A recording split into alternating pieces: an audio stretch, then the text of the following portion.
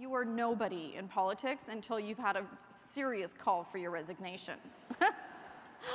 But my call for my resignation was really special because it involved a confidence motion.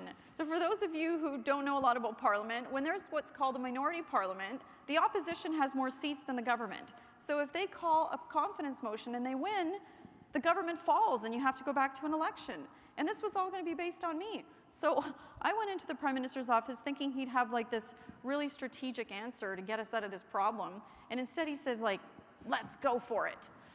And I think, oh my God, because what would happen is we'd be back into an election and I'd be standing at the door talking to people and they'd say, why are we back in an election so soon? And I'd have to say, I don't know, some lady named Rona Ambrose. Anyway, we faced them down and there was no election, thank goodness.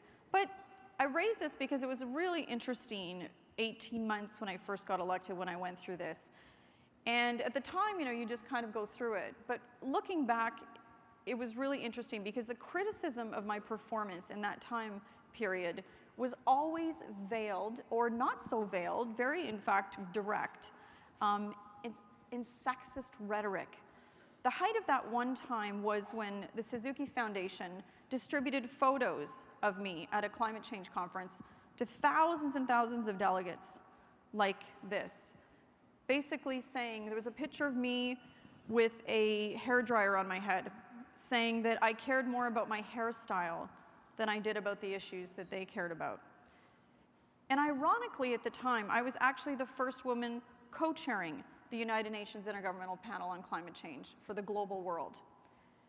Or there was another time when one of our reputable national newspapers took out a 2-page spread, and it was just called Educating Rona Ambrose. And it was just full of male experts commenting on my performance. And that was the title of it.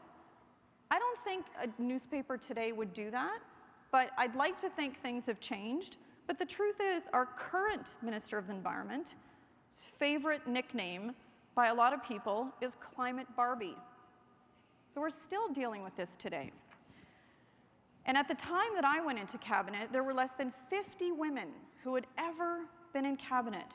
Imagine, after all those years, that wasn't that long ago, only 50 women had ever sat around that table to help make decisions. And I remember thinking, you know, who can I talk to? I don't know if you know Anne McClellan, but she was our Deputy Prime Minister for a period of time before I was in politics. And I used to look at her and think, wow, she's so smart, she's so competent, she's so fantastic. And of course, she was from the same city I was from, so I could have a chance to meet her. And I remember talking to her about all kinds of things, and then finally asking her the question I really wanted to ask her, which was, what do you do with your purse? Like, what do you do with it? And she laughed, but it was so true. She goes, I know, right? We just started laughing. Because when you're a politician, you're supposed to glide into the room, all powerful, you know, with no purse. You're supposed to shake hands and wave, and there's no, you know, nothing kind of dragging you down. And you was like, where do they put their purse? I mean, I can't fit all my stuff in my pockets. It was just because I had no women to ask that to. And she said, I know, well, let me tell you, here's what I do. She gave me the whole spiel on that. But it was funny, you know, to think there's just these little things that we'd have to talk about. It was interesting. Imagine after all those years, so few women. Many times over, I have to tell you, I was the only woman in the room. Not just in cabinet, but the officials sitting around us, the only one.